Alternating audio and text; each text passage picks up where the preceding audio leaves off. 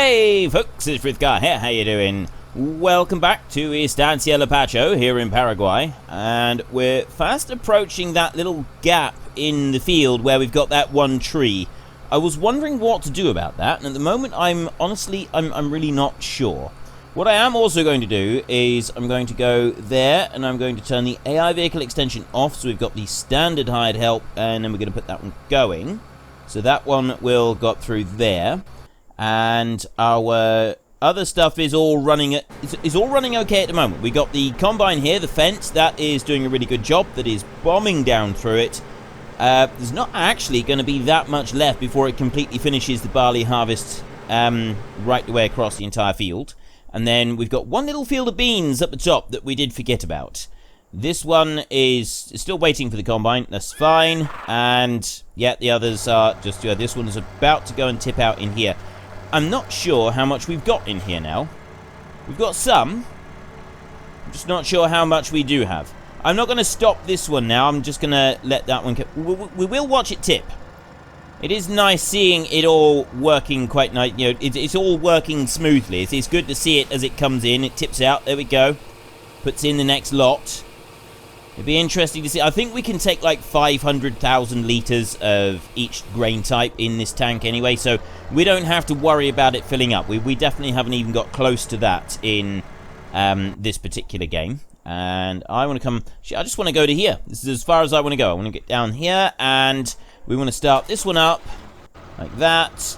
And we're going to hitch the baler on, put PTO on, and we are away. So we're going to bale up the little bit of hay that we've got here, and then when we've done that, we're going to be taking the hay bales that we've got up across the entire farm, actually. We're going to all the way up across the farm up to the top end, and we're going to put them in for the sheep.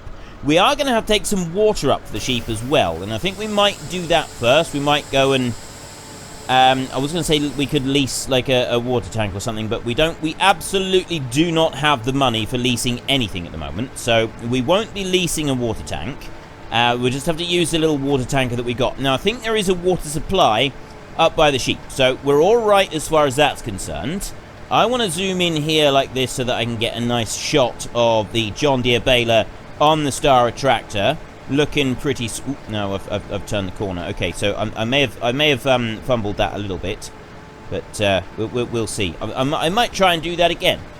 This is one task that I actually quite enjoy doing in the game, is baling. I do like baling.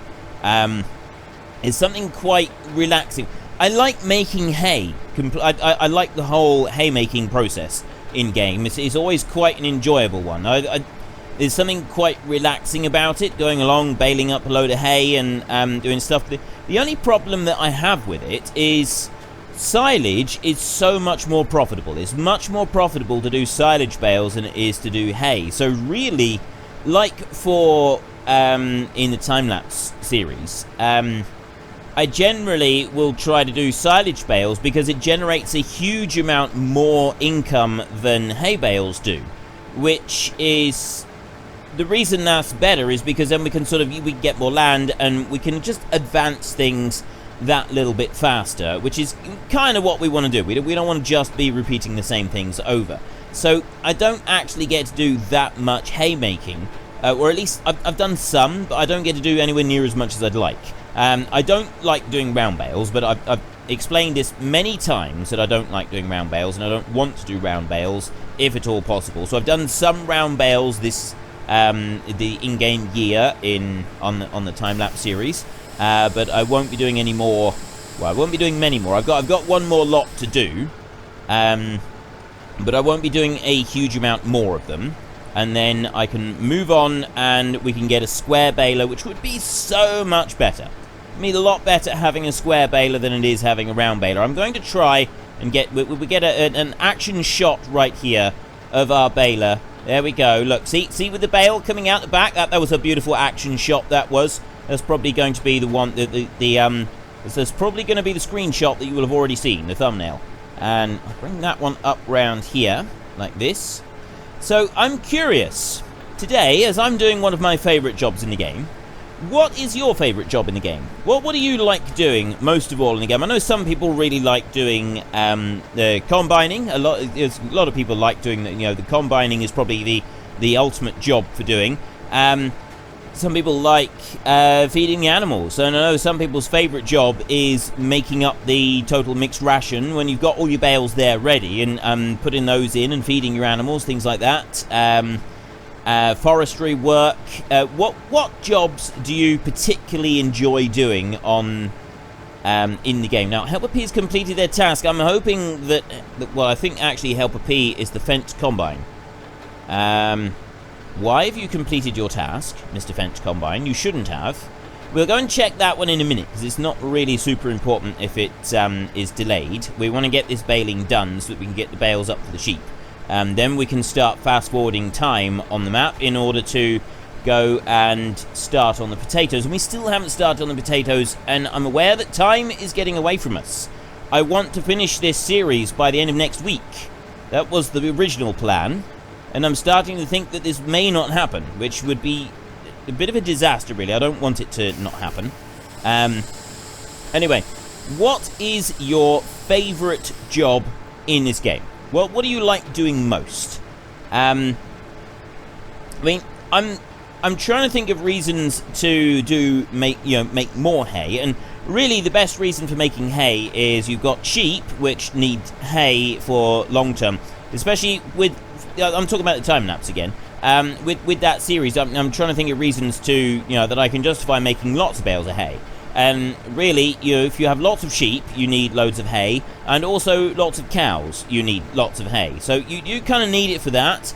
For just generating income, you can't really get away from the fact that silage is sort of a similar time investment. You don't have the hay turning stage, you avoid that, but you do have the bale wrapping stage that you've got to do, which is actually a little bit more time consuming than the going through and turning all the hay, but it's not that much more time consuming. So I mean, especially if you can use something like the Crone Big M and you can leave the grass in windrows as you mow it,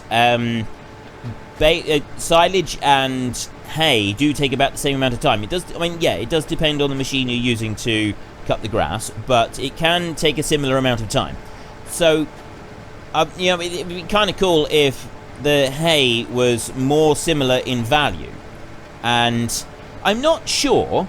I genuinely don't know what prices are like in real life in regards to silage versus hay, which is the more valuable, because in this game a bale of hay just sell at the standard sell point is something like a third of the price of a bale of silage. I think it's about a third of the price. Something like that. I believe it's around a third of the price. So you get 3 times as much money for the silage as you do for the hay, and it does not take 3 times as much work in order to make the silage. So what is it like in real life? I don't know at the moment. I'm not involved in agriculture anymore, so I'm not aware of prices, and I never really got involved in buying and selling of stuff anyway. I kind of worked for other people, and they dealt with that, and I wasn't actually particularly interested in prices because I wasn't trying to make money out of it. But I'm curious, in this day and age, in your part of the world where you live, what is the difference between the hay and the silage in regards to price? So there's an extra thing for you to talk about in the comments section today. I would very much like to know, how does silage and hay compare when you're going out and buying a bale of it? If you were to go and buy a few bales of silage versus a few bales of hay, which is going to set you back the most? And also, what's the difference in the price? Is it as severe as this game represents? Because this game, there's a huge difference between the two. There is an absolutely massive difference. And I'm not convinced that there is that much of a difference in real life between the two different products. Because I know that in real life, making hay is a fairly time-consuming process. And then you've also got to store it indoors, whereas silage, you store it anywhere. You don't have to worry about storage costs whatsoever. Silage, you just stack it up out in the field. Whereas hay, you have to store it indoors or it gets spoiled. And then you don't have any hay. So there's that to take into account as well. And there's also in the game, it doesn't take that into account. So yeah, differences in the price of silage and hay in real life, if anybody can fill me in on that, and also, what is your favourite task in this game? What do you like to do most of all?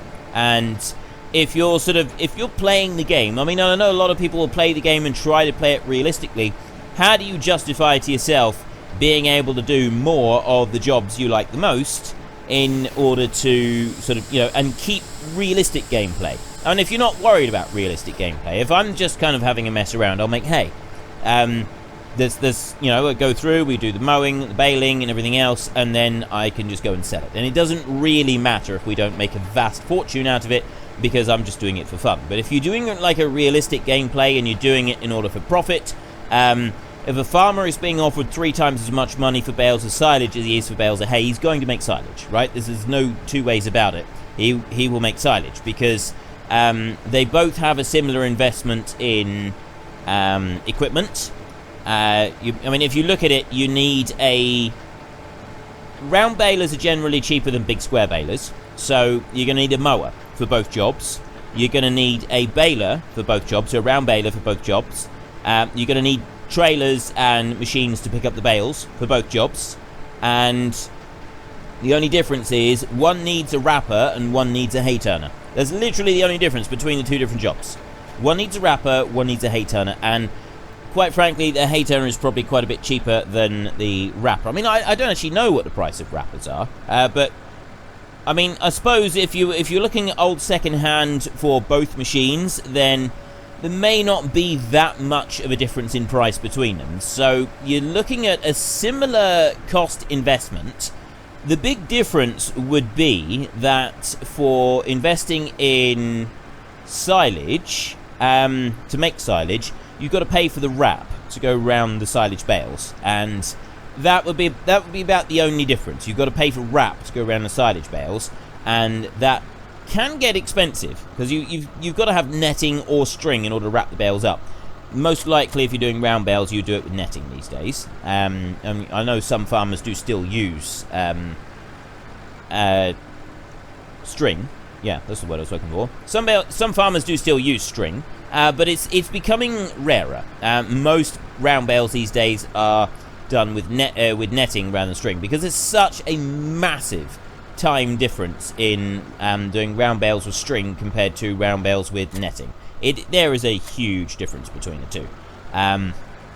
So yeah, you're sort of looking at silage being marginally more expensive to make because of having to buy the wrap, but that's about it. Because from a machinery investment, both of them are about the same.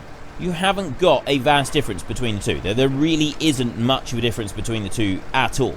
And so I can't really think of a reason to why one is so much more valuable than the other in game, because it wouldn't make sense that the two of them are so different in real life.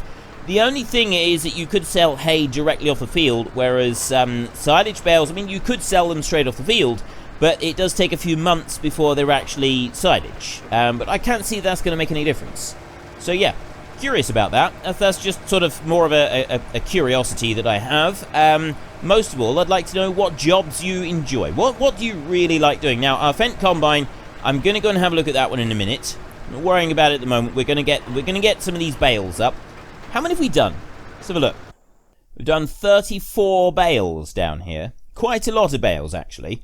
And then we've got 22 eggs in the coop as well that we ought to go and pick up at some point. I don't know how many of these bales are going to be used up by the sheep. I suspect not actually that many. I reckon we'll probably end up just using some of these, so I'm just curious if I should... I'm just trying to think if I should leave the bales up. I don't think I will. I think we will... we'll unload the bales, and then we'll load them straight... Any that aren't used by the sheep, we'll load them back up again, and we'll bring them back down here, and we'll stick them in our storage shed over there. There's plenty of room in that storage shed for these bales that we've got here. We can put them all in that shed, so we won't have any issues there. Let's come through here, and I want 2 more bales, and then we're done. Got one up there.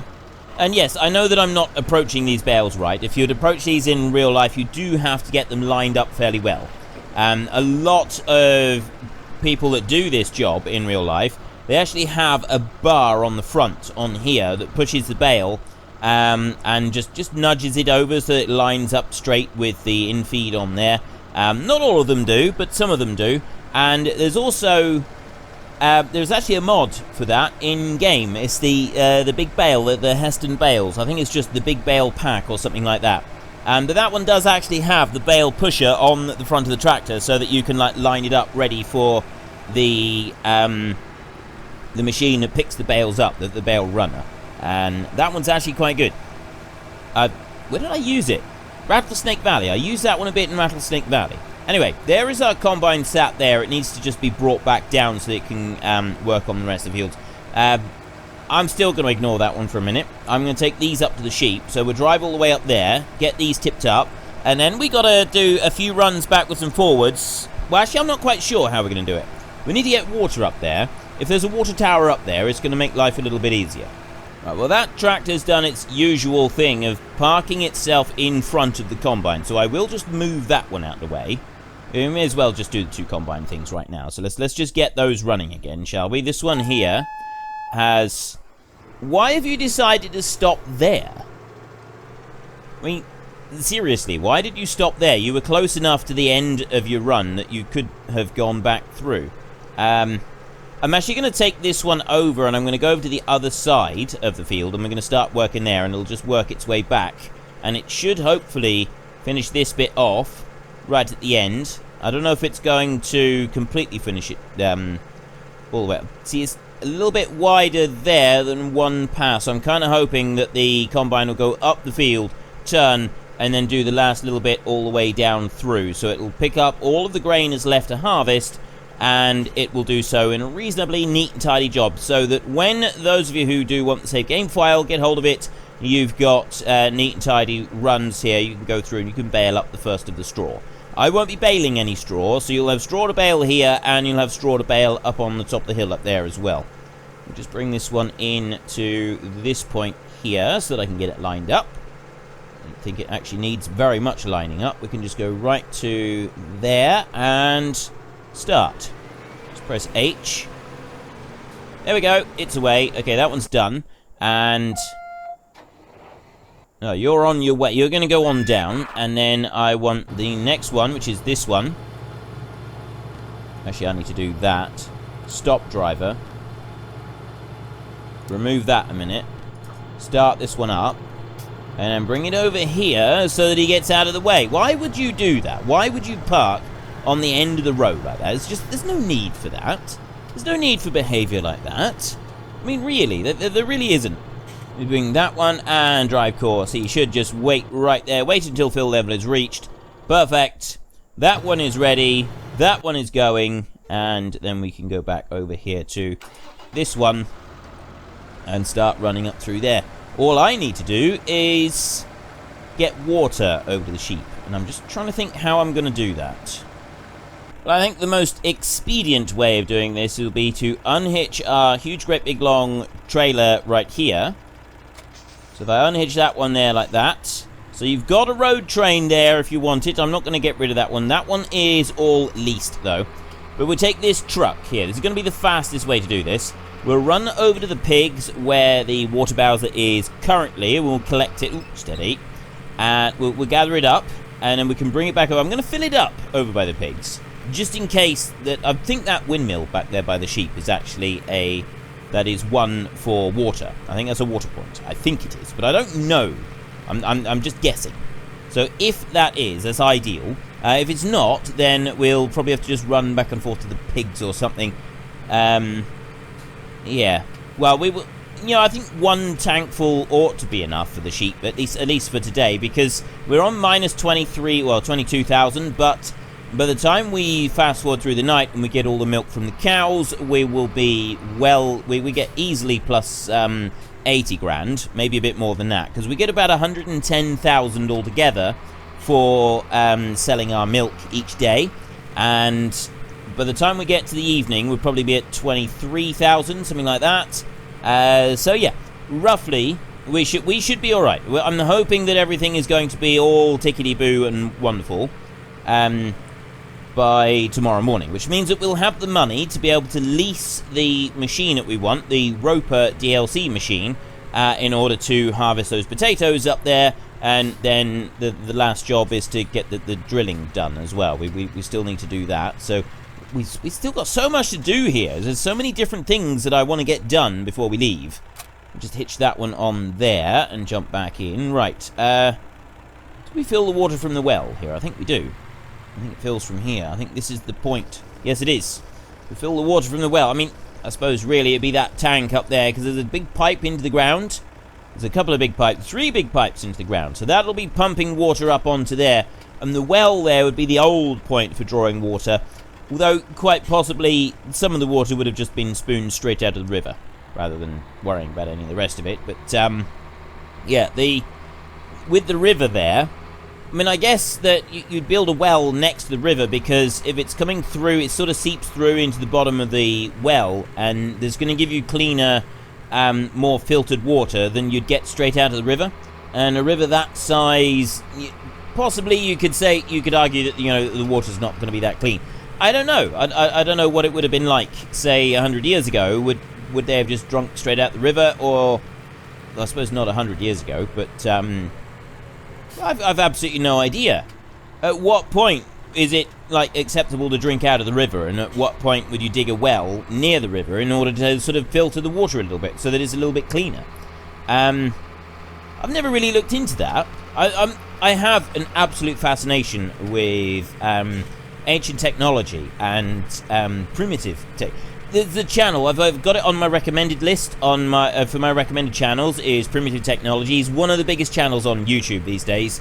He only posts 1 video a month. There are several others. Most of them are based in either India or Cambodia, who are basically tribute channels to him. But they've all got unique takes, and they're using nothing but what they've got right there. So they're using Stone Age technology. Stone Age tools. They're not using metal tools at all. And what they do is that they build they build a settlement. They build houses, they build up all kinds of different things. The Primitive Technology guys, he does about 1 video a month. He's based in northern Queensland in Australia. And it's just, I personally find that kind of stuff absolutely fascinating. I absolutely love it, and there's sort of so much to learn from it. It's just brilliant, all the different things that they can do with it, and you sort of see all this different stuff being built and how they get the different water sources and so on. And one of the other ones, there's 2 in particular that I quite enjoy. One's called Primitive Life, I think, and the other one is called Primitive Skills. So there's 2 of them. I haven't actually got them on my recommended channels list yet, but I'm thinking that I will probably add them fairly soon. One of them, I can't remember which one, has got one of them's got a water source which is just sort of piped in from a waterfall, so a nearby stream, a small stream. And the other one, he's taking water from a bigger river, and so he's running it through a filter first. And he's built this big filter which has got sand and charcoal and like layers of stuff in it, and then he drinks it. It runs it through that first, and then it comes out as pure filtered water. So that's his drinking supply. That's where he gets his water from. And I think it's absolutely amazing watching all of this stuff. And in particular, the one with the filtered water, his water tank that he's got, that he stores the water in, he's made it out of concrete. Okay? And now, I don't mean that he's gone and bought a load of cement and trying to pass it off as Primitive Technology. He's made his own cement. He's got limestone, and then he's put it through a kiln, and then he's got lime out of it, and he uses that in order to make cement, and uses lime slag to make his concrete blocks. And he's built all of this stuff using cement and concrete blocks and sand out of the river. And the tools he uses to do it are stones, some polished stones and some sharpened stones and some sticks. That's it. And he does all of this. He's basically built a load of concrete tools and a load of concrete structures using nothing but sticks and stones, and it's absolutely amazing. I genuinely love it. And so you're looking at the water supply for that we were sort of seeing up there. I'm looking at that and I'm sort of thinking, well, how are they what's like the process involved with that, and how far back would they have been thinking of the filtered water would be cleaner through the well, so on and so forth. This is something that I have long had a fascination with, and something that I would very much like to do. I've always said that I would do a face reveal when I reach 100,000 subscribers. I get to 100,000 subs, and I will do a face reveal. And I was thinking of, a lot of people have said I should do, like, daily vlogs and stuff like that. I honestly don't think daily vlogs are going to be that interesting. Why have I got no food going into these sheep? Have I got food in here already or something? Or have I just not gone far enough? Water. I only have water. Apparently I have not gone back far enough. I need to just... I'm not quite sure what I should do here, because I don't want this to fall over. Ah, there we go. Right, that's... all of that one's gone in, and... it's almost full. So rather than try and mess this up too much, what I'm going to do is I'm going to lower this one down, and we'll bring it round and we'll pick up the last of the bales using the collector, and then we'll take those 8 bales back down the bottom, and we can put them into the shed down there. I've got to... I think we'll just have to reverse the trailer into the corner so that I can then reach those bales correctly. Bring it over like this. And we'll back it in here. So yeah, the whole primitive technology thing is something that I have long been fascinated with. I've always sort of been quite interested in that. And something that I would love to be able to do one day is, if I was, I've got a small garden at the moment. That's all I've got, and it's I'm not able to do very much out in it. I have started just building a small barbecue fireplace. Am I going to be able to pick up one more bale? It does have quite a range on it, this thing. Well, I thought it had quite a range on it. Apparently it's not quite as much a range as the round bale one. We will collect that one. I might be able to get that other bale. I may be able to pick it up. So yeah, like I've building myself a barbecue, and it's for a wood burning barbecue rather than a charcoal one, or just not a gas or anything like that. I'm gonna just fold that one up there. Just building it out of clay. I've got some old bricks that are lying around, but you just basically dug up a little bit of clay because I got clay soil here, and build it out of that, and then you get a big fire going, and that kind of bakes the inside of it and makes it solid, and just little things like that. Something that I would love to do in the future is when my dream is to be able to get a little bit of land. I would love to have like a field, or ideally like a small holding, just a few acres, and have some animals and stuff like that, and do some daily vlogs. It would mean less gameplay. It would mean less gameplay videos. If I started doing daily vlogs, I would have to do less gameplay videos to fit it all in. But like daily vlogs of just running a small holding, just living on a small holding, and the daily tasks with different animals, and then seasonal tasks and so on that we go through as well. But what I'd also really love to do is to try a primitive technology type thing at the same time. So maybe once a week do a video for some primitive technology where we're building stuff up as we go along, as we work our way through the seasons. And the difference between what I'd like to try and do and what so many of the others do is that I live in a temperate zone, and all of the other primitive technology channels, they're in tropical zones. Now, if you're in a tropical zone, you don't have to worry about long-term food storage. There's never really an issue. This never really has to be a concern, and because your growing season is continuous. You've got a permanent growing season, and you don't have to worry about any long-term food storage. Really, there's no issues with that. Whereas because I live in a temperate zone, I've got a very specific harvest season, and you've got to prepare stuff for winter. You don't have any choice. You've got to prepare stuff for winter. It could be quite interesting. However, I'm also aware that if I was to do something like a primitive thing, and you sort of start working through it, it takes 10 times as long to do anything with stone tools as it does with metal tools. And you sort of think, well, yeah, once you've done it once with the stone tools, it's quite interesting doing that. But then once you do more than that, you get to the point where it just gets really, really tedious, and you kind of cut all of that out from the videos anyway. And so then what do? It's going to take you months and months and months to be able to like survive, and so on. I don't know. It presents a challenge. You sort of think, well, maybe if you did it once, you can sort of say you've done it, and then you can cheat and use metal tools to like help you along, and use modern technology.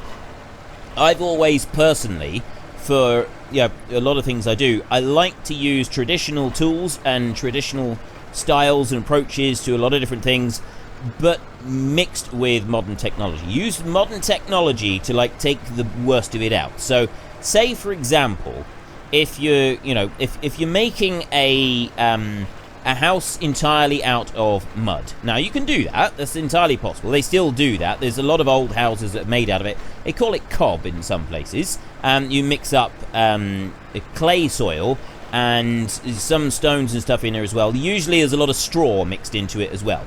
Now, mixing cob is a very traditional way, and it's something that has been used for thousands of years. People have been making houses out of cob for thousands of years. Okay? That's fine. You can do that, and you mix it all up.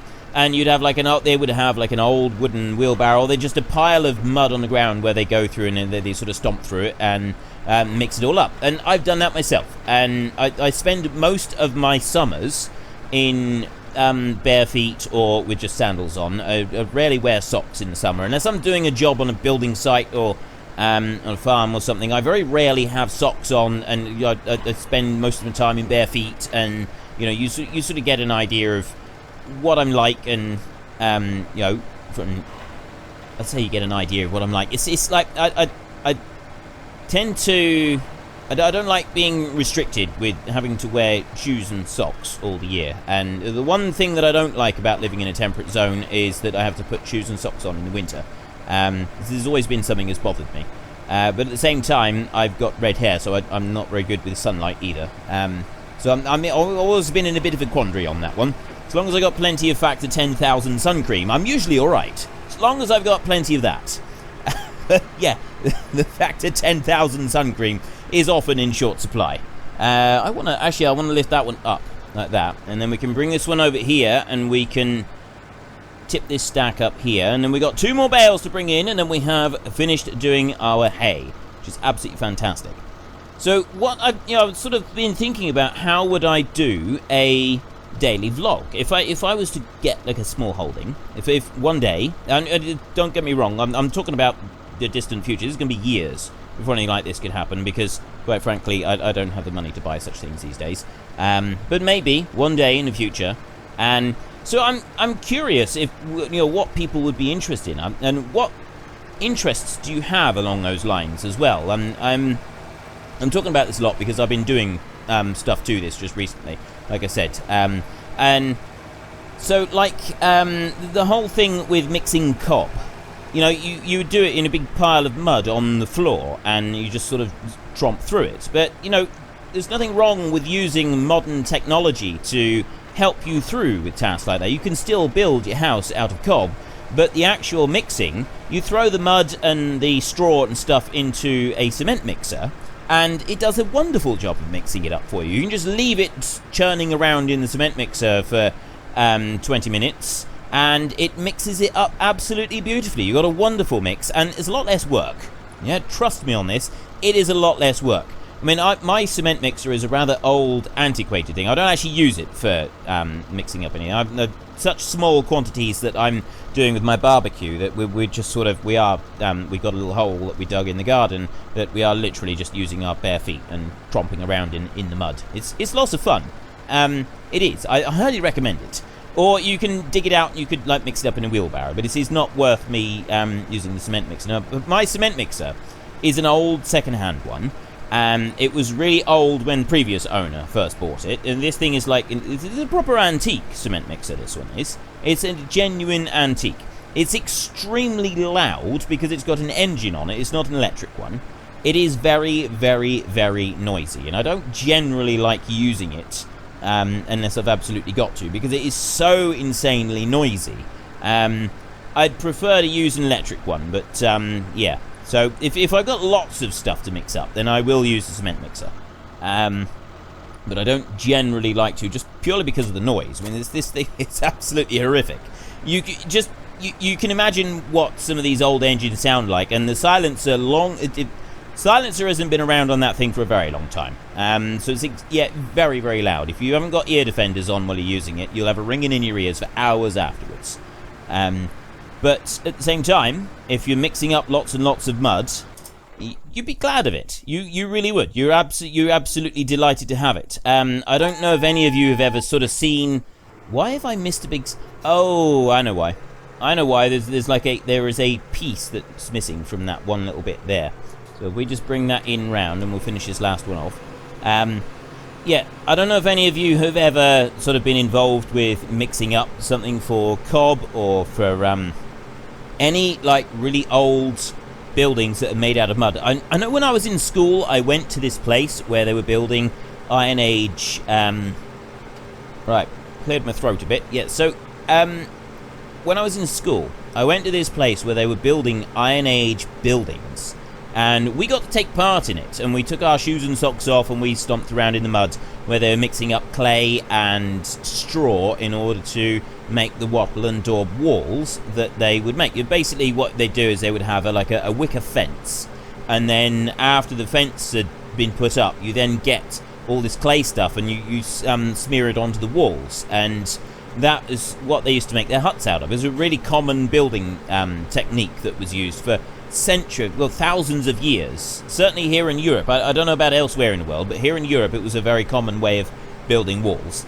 And I remember doing that, and it was extremely hard work mixing everything up. It really was. Because of the straw and the mud and everything, it's far more hard work to mix up something like that by hand than it is to mix up a load of sand and cement. You're mixing the sand and cement together to make concrete is relatively easy work compared to mixing up a load of mud, because the mud is much heavier and much stickier, and it's more difficult to move around. There's a lot more work. So yeah, being able to stuff it all into, being able to make use of modern conveniences like cement mixers is absolutely brilliant. And you could argue, well, yeah, you may as well just make use of all the modern conveniences and just use a bit of cement as well. Yeah, you could, but that's kind of like, I like the traditional approach. I like the idea of being able to have a construction where you build, build a house with you supplying all the materials yourself. Build a shed. You go and build a garden shed using timber from your own property and using all the building materials from your own property, which includes like digging up the right type of soil for it and stuff like that. Build it all yourself, but using a few modern conveniences to help you. So when you're digging a huge great big hole in order to bring up some clay for it, you don't need to go along and, let me just jump into that one a second and set that challenger going. So if I go to hang on, I want to go there, just drive now like that, move you out of the way. And then take this one. He turns on himself really, really sharp, so he spends ages trying to turn around. We've got to take this combine all the way up to the top of the map. So, yeah, you've got this. Now, what's he doing? Oh, he's going over there. You've got this, using some modern technology. If you're trying to dig a great big hole in order to get a load of clay to build some walls for something so that you've got some decent solid walls, clay is always a really good soil. Clay soil is really good for building these things because it tends to stay there. It does once you've built it up, as long as you've covered over the top, it tends to, you do get rain on it, and you can put things against the wall to protect it against the rain. But even if the rain blows against it and washes a load away, you can put another layer of clay over it every year, and it just sort of fills it back out again. There's still places in the world where they have structures like that, and they just put another layer of mud over the outside every year, and it works really well. You don't have any issues with it. So you can do that. But digging out that hole, especially if you were to use entirely primitive tools, a couple of digging sticks, is hours and hours and hours of backbreaking labour, which, quite frankly, is not a lot of fun. It's entertaining and it's interesting to do it once, but if you've got to spend weeks doing it, then it starts to wear a bit thin. So that's where you bring in the modern conveniences. You bring in a mini digger and have the mini digger dig it up for you, and then you have a cement mixer to do the mixing for you. and then you like pile this stuff up into the wall. So it's kind of I like a good blend of the primitive technology along with the modern stuff. And so I was thinking the other day, somebody said, I really want you to do a blog. A vlog rather than a blog. So I was thinking, well, what on earth would I do in a vlog? Because at the moment, all I do is record videos. That's pretty much my life. I record videos and spend a bit of time with the family at the weekends, and a lot of the stuff that family time, I don't really want to be intruding on it with something like that. So then I got to thinking, what would I do with a vlog? So that's kind of my idea for someday in the future, maybe if I was to ever run a vlog, is try to have a small holding where I try to be as self-sufficient as possible with all different things, but also using modern conveniences to speed up certain processes. And so now I'm curious. That's what I was thinking. That's kind of what I would probably most enjoy doing with a vlog. That kind of style of video. So it certainly wouldn't be something like Roman Atwood. Everybody knows about Roman Atwood. I mean, he's now stopped doing his daily vlogs, but the guy has done some absolutely fantastic stuff with his daily vlogs, and they are really interesting. I've enjoyed watching Roman Atwood's vlogs and his daily life and stuff, and there's a lot of them like that, but mine wouldn't be like that. This, I've kind of outlined, what I would aim for if I was to start doing daily vlogs, something along those lines. I'm interested to hear your thoughts on this. Do you think this is the most ridiculous idea you've ever heard, and I really should just stop because it just no, just your big fat no? Or is this something that you think you'd actually enjoy sitting down and watching? At the moment, I got no idea. I've absolutely no idea how people would react, because with doing we're looking at the primitive technology stuff. Some people get hung up on the fact there's got to be primitive technology, whereas other people sort of think, well, that's primitive technology, but it doesn't have to all be that. If you're outlining some stuff, and so what kind of style would you like for a daily vlog? I mean, what would you be interested in? I mean, mostly I'm talking to people that have already been asking me to do daily vlogs, and those people who do watch others. I'm curious now. I'm very curious. I would love to hear your thoughts on this. This is not something that's going to be happening anytime soon, okay? I'll just stress that. It can't happen anytime soon because I don't have the facilities to do something like that. So yes, this is definitely not something that could happen inside. I can't imagine it would even be able to begin in the next 3 or 4 years. Maybe. Who knows? The future is funny. I might win the lottery next week, in which case I could do pretty much anything I ever wanted to.